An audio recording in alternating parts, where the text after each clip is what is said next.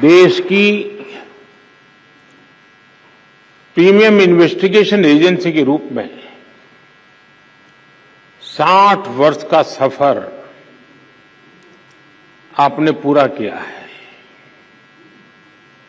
ये 6 दशक निश्चित रूप से अनेक उपलब्धियों के रहे हैं। आज यहां सीबीआई के मामलों से जुड़े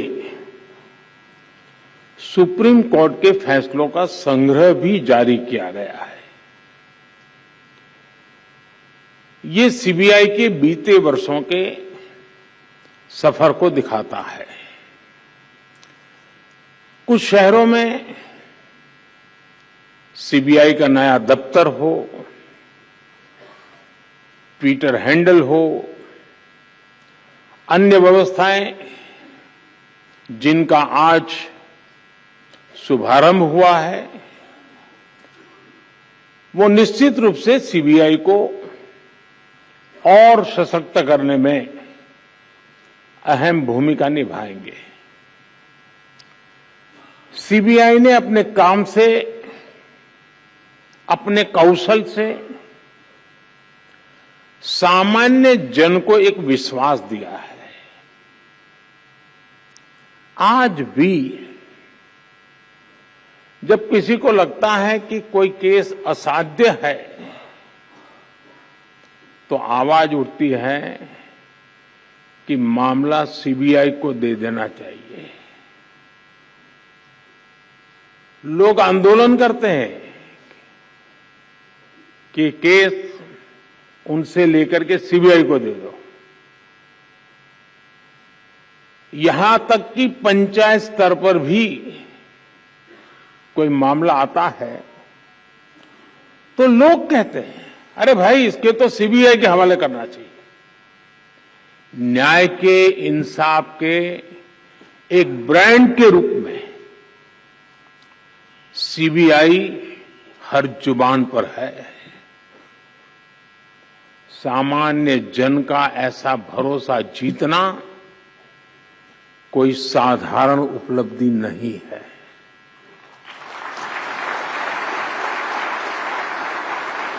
और इसके लिए पिछले 60 वर्षों में जिन ने योगदान दिया है, इस संगठन में रहे सभी अधिकारी, सभी कर्मचारी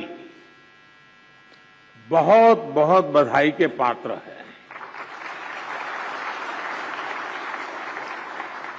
अभी यहां कई साथियों को उत्कृष्ट सेवा के लिए पुलिस मेडल से भी सम्मानित किया गया है। जिनका सम्मान करने का मुझे अवसर मिला है, जिनको सम्मान प्राप्त हुआ है, उनको, उनके परिवारजनों को मेरी तरफ से बहुत बहुत बधाई। साथियों, इस महत्वपूर्ण पड़ाव पर अतीत की उपलब्धियों के साथ ही आने वाले समय की, भविष्य की चुनौतियों पर मंथन भी उतना ही आवश्यक है। आपने जो चिंतन शिविर किया है, इसका उद्देश्य भी अपने आप को अपग्रेड करना, अपने आप को अपडेट करना और इसमें पुराने अनुभवों से सीख लेते हुए भविष्य के रास्ते निकालने हैं, निर्धारित करने हैं। ये भी ऐसे समय में हो रहा है जब देश ने अमृत काल की यात्रा का आरंभ किया है। कोटि कोटि भारतीयों ने आने वाले 25 सालों में भारत को विकसित बनाने का संकल्प लिया है और विकसित भारत का निर्माण प्रोफेशनल और एफिशिएंट इंस्टीट्यूशंस के बिना संभव नहीं है। और इसलिए सीबीआई पर बहुत बड़ी जिम्मेदारी है। साथियों, पिछले 6 दशकों में सीबीआई ने मल्टी डायमेंशनल और मल्टी डिसिप्लिनरी जांच एजेंसी के तौर पर अपनी पहचान बनाई है। आज सीबीआई का दायरा काफी बड़ा हो चुका है। बैंक फ्रॉड से लेकर वाइल्ड लाइफ से जुड़े अपराधों, यानी यहां से यहां तक, महानगर से लेकर के जंगल तक अब सीबीआई को दौड़ना पड़ रहा है। ऑर्गेनाइज क्राइम से लेकर साइबर क्राइम तक के मामले सीबीआई देख रही है, लेकिन मुख्य रूप से सीबीआई की जिम्मेदारी भ्रष्टाचार से देश को मुक्त करने की है। भ्रष्टाचार कोई सामान्य अपराध नहीं होता। भ्रष्टाचार गरीब से उसका हक छीनता है। भ्रष्टाचार अनेक अपराधों का सिलसिला शुरू करता है, अपराधों को जन्म देता है। भ्रष्टाचार लोकतंत्र और न्याय के रास्ते में सबसे बड़ा रोड़ा होता है। विशेष रूप से जब सरकारी तंत्र में भ्रष्टाचार हावी रहता है तो वो लोकतंत्र को फलने फूलने नहीं देता। जहां भ्रष्टाचार होता है वहां सबसे पहले युवाओं के सपने बलि चढ़ जाते हैं, युवाओं को उचित अवसर नहीं मिलते। वहां सिर्फ एक विशेष इकोसिस्टम ही फलता फूलता है। भ्रष्टाचार प्रतिभा का सबसे बड़ा दुश्मन होता है और यहीं से भाई भतीजावाद, परिवारवाद पनपता रहता है और अपना शिकंजा मजबूत करता रहता है। जब भाई भतीजावाद और परिवारवाद बढ़ता है तो समाज का, राष्ट्र का सामर्थ्य कम होता जाता है और जब राष्ट्र का सामर्थ्य कम होता है तो विकास अवश्य प्रभावित हो जाता है। दुर्भाग्य से गुलामी के कालखंड से करप्शन की एक लेगेसी हमें मिली है, लेकिन दुख इस बात का है कि आजादी के बाद के अनेकों दशकों तक इस लेगेसी को हटाने के बजाय किसी न किसी रूप में कुछ लोग उसको सशक्त करते गए। साथियों, आप याद कीजिए 10 वर्ष पहले जब आप गोल्डन जुबिली मना रहे थे तब देश में क्या स्थिति थी? तब की सरकार के हर फैसले, हर प्रोजेक्ट सवालों के घेरे में थे। करप्शन के हर केस में पहले के केस से बड़ा होने की होड़ लगी हुई थी। तूने इतना किया तो मैं इतना करके दिखाऊंगा। आज देश में इकोनॉमी की साइज के लिए लाख करोड़ यानी ट्रिलियन डॉलर की चर्चा होती है, लेकिन तब घोटालों की साइज के लिए लाख करोड़ की टर्म मशहूर हुई थी। इतने बड़े बड़े घोटाले हुए, लेकिन आरोपी निश्चिंत थे। उन्हें पता था कि तब का सिस्टम उनके साथ खड़ा है। और इसका असर क्या हुआ? देश का व्यवस्था पर भरोसा टूट रहा था। पूरे देश में करप्शन के खिलाफ आक्रोश लगातार बढ़ रहा था। इससे पूरा तंत्र छिन्न भिन्न होने लगा। लोग फैसला लेने से बचने लगे। पॉलिसी पैरालिसिस का माहौल बन गया। इसने देश का विकास ठप कर दिया। देश में आने से निवेशक डरने लगे। करप्शन के उस कालखंड ने भारत का बहुत ज्यादा नुकसान किया। साथियों, साल 2014 के बाद हमारा पहला दायित्व व्यवस्था में भरोसे को फिर कायम करने का रहा और इसलिए हमने काले धन को लेकर, बेनामी संपत्ति को लेकर मिशन मोड पर एक्शन शुरू किया। हमने भ्रष्टाचारियों के साथ साथ भ्रष्टाचार को बढ़ावा देने वाले कानूनों पर प्रहार करना शुरू किया। अब याद कीजिए, सरकारी टेंडर प्रक्रियाएं, सरकारी ठेके, ये सवालों के सबसे बड़े घेरे में थी। हमने इनमें पारदर्शिता को प्रोत्साहन दिया। आज जब हम 2G और 5G स्पेक्ट्रम के आवंटन की तुलना करते हैं तो अंतर साफ साफ नजर आता है। आप भी जानते हैं, अब केंद्र सरकार के हर विभाग में खरीदारी के लिए जेम यानी गवर्नमेंट ई मार्केट प्लेस की स्थापना की गई है। आज हर विभाग ट्रांसपेरेंसी के साथ इसी डिजिटल प्लेटफॉर्म पर अधिक से अधिक खरीदारी कर रहा है। साथियों, आज हम इंटरनेट बैंकिंग की बात करते हैं, यूपीआई से रिकॉर्ड ट्रांजैक्शन की बात करते हैं, लेकिन हमने 2014 से पहले का फोन बैंकिंग वाला दौर भी देखा है। ये वो दौर था जब दिल्ली में प्रभावशाली राजनीतिक दलों से जुड़े लोगों के फोन पर हजारों करोड़ रुपए के बैंक लोन मिला करते थे। इसने हमारी अर्थव्यवस्था के आधार, हमारे बैंकिंग सिस्टम को बर्बाद कर दिया था। बीते वर्षों में हम बहुत मेहनत करके अपनी बैंकिंग सेक्टर को मुश्किलों से बाहर निकाल करके लाए हैं।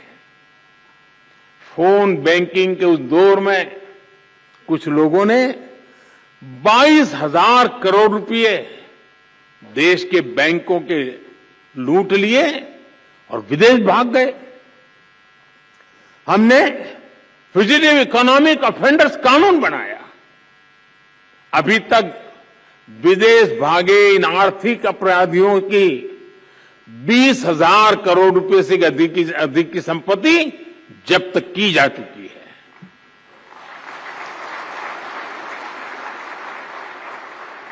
साथियों, भ्रष्टाचारियों ने देश का खजाना लूटने का एक और तरीका बना रखा था जो दशकों से चला आ रहा था। ये था सरकारी योजनाओं के लाभार्थियों से लूट।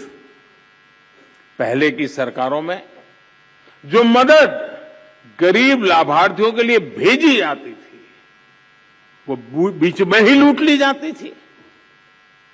राशन हो, घर हो, स्कॉलरशिप हो, पेंशन हो, ऐसी अनेक सरकारी स्कीम्स में असली लाभार्थी खुद को ठगा हुआ महसूस करते थे। और एक प्रधानमंत्री ने तो कहा था, 1 रुपया जाता है 15 पैसा पहुंचता है। 85 पैसों की चोरी होती थी। पिछले दिनों में सोच रहा था, हमने डीबीटी के द्वारा करीब 27 लाख करोड़ रुपए नीचे लोगों में पहुंचाया है। अगर उस हिसाब से देखता तो 27 लाख करोड़ में से करीब करीब 16 लाख करोड़ कहीं चले गए होते। आज जनधन, आधार, मोबाइल की ट्रिनिटी से हर लाभार्थी को उसका पूरा हक मिल रहा है। इस व्यवस्था से 8 करोड़ से अधिक फर्जी लाभार्थी सिस्टम से बाहर हुए हैं। जो बेटी पैदा नहीं हुई वो विधवा हो जाती थी और विधवा पेंशन चलता था। डीबीटी से देश के करीब 2.25 लाख करोड़ रुपए गलत हाथों में जाने से बचे हैं। साथियों, एक समय था जब सरकारी नौकरियों में इंटरव्यू पास कराने के लिए भी जमकर के भ्रष्टाचार होता था। हमने केंद्रीय भर्तियों की ग्रुप सी, ग्रुप डी भर्तियों से इंटरव्यू खत्म कर दिया। एक समय में यूरिया के भी घोटाले होते थे। हमने यूरिया में नीम कोटिंग कर इस पर भी लगाम लगा दी। डिफेंस डील्स में भी घोटाले आम थे। बीते 9 वर्षों में डिफेंस डील्स पूरी पारदर्शिता के साथ किया गया है। अब तो हम भारत में ही अपनी जरूरत का रक्षा सामान बनाने पर बल दे रहे हैं। साथियों, भ्रष्टाचार के विरुद्ध लड़ाई को लेकर ऐसे अनेक कदम आप भी बता सकते हैं, मैं भी गिना सकता हूं। लेकिन अतीत के हर अध्याय से हमें कुछ न कुछ सीखने की जरूरत है। दुर्भाग्य से भ्रष्टाचार से जुड़े मामले वर्षों तक खींचते चले जाते हैं। ऐसे मामले भी आए हैं जिसमें एफआईआर होने के 10 साल बाद भी सजा की धाराओं पर चर्चा चलती रहती है। आज भी जिन मामलों पर एक्शन हो रहे हैं वो कई कई साल पुराने हैं। जांच में देरी 2 तरीके से समस्या को जन्म देती है। एक तरफ भ्रष्टाचारी को सजा देर से मिलती है, तो दूसरी तरफ निर्दोष परेशान होता रहता है। हमें सुनिश्चित करना होगा कि कैसे हम इस प्रोसेस को तेज बनाएं और भ्रष्टाचार में दोषी को सजा मिलने का रास्ता साफ हो पाए। हमें बेस्ट इंटरनेशनल प्रैक्टिसेस को स्टडी करना होगा। जांच अधिकारियों की कैपेसिटी बिल्डिंग पर फोकस करना होगा। और साथियों, आपके बीच मैं एक बात फिर स्पष्ट करना चाहता हूं। आज देश में करप्शन के खिलाफ कार्रवाई करने के लिए राजनीति की इच्छा शक्ति में कोई कमी नहीं है। आपको कहीं पर भी हिचकने, कहीं रुकने की जरूरत नहीं है। मैं जानता हूं जिनके खिलाफ एक्शन ले रहे हैं वो बहुत ताकतवर लोग हैं। बरसों बरस तक वो सरकार का, सिस्टम का हिस्सा रहे हैं। संभव है कई जगह किसी राज्य में आज भी विकसित सत्ता का हिस्सा हो। बरसों बरस तक उन्होंने भी एक इकोसिस्टम बनाया है। इकोसिस्टम अक्सर उनके काले कारनामों को कवर देने के लिए, आप जैसे संस्थाओं की छवि बिगाड़ने के लिए एक्टिव हो जाता है। एजेंसी पर ही हमला बोल दो, ये लोग आपका ध्यान भटकाते रहेंगे, लेकिन आपको अपने काम पर फोकस रखना है। कोई भी भ्रष्टाचारी बचना नहीं चाहिए। हमारी कोशिशों में कोई भी ढील नहीं आनी चाहिए। ये देश की इच्छा है, ये देशवासियों की इच्छा है। और मैं आपको भरोसा दिलाता हूं, देश आपके साथ है, कानून आपके साथ है, देश का संविधान आपके साथ है। साथियों, बेहतर परिणामों के लिए अलग अलग एजेंसियों के बीच के साइलोज को भी खत्म करना बहुत आवश्यक है। ज्वाइंट और मल्टी डिसिप्लिनरी इन्वेस्टिगेशन आपसी विश्वास के माहौल में ही संभव होगा।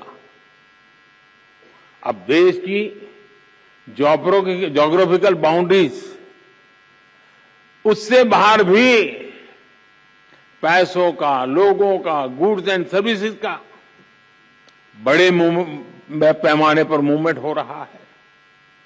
जैसे जैसे भारत की आर्थिक शक्ति बढ़ रही है, तो अड़चनें पैदा करने वाले भी बढ़ रहे हैं।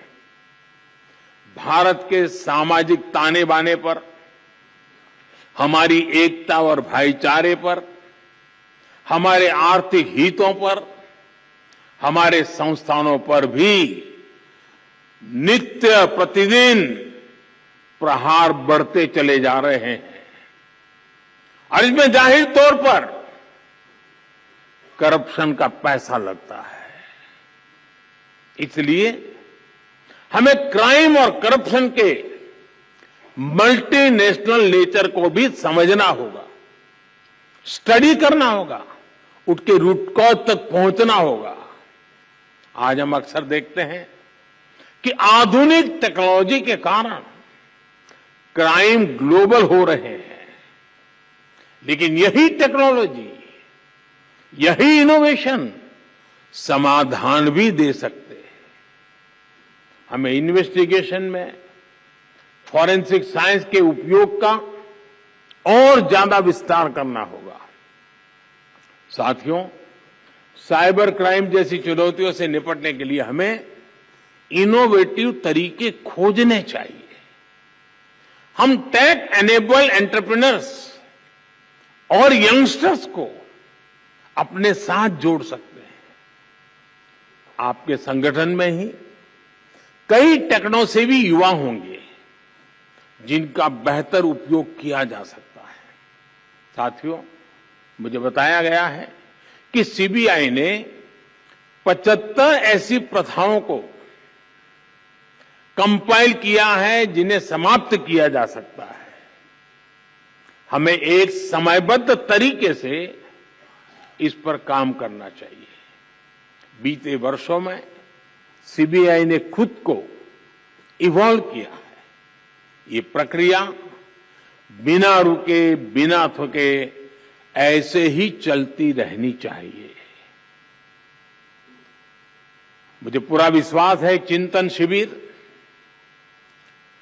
एक नए आत्मविश्वास को जन्म देगी। ये चिंतन शिविर नए आयामों तक पहुंचने के रास्ते बनाएगी।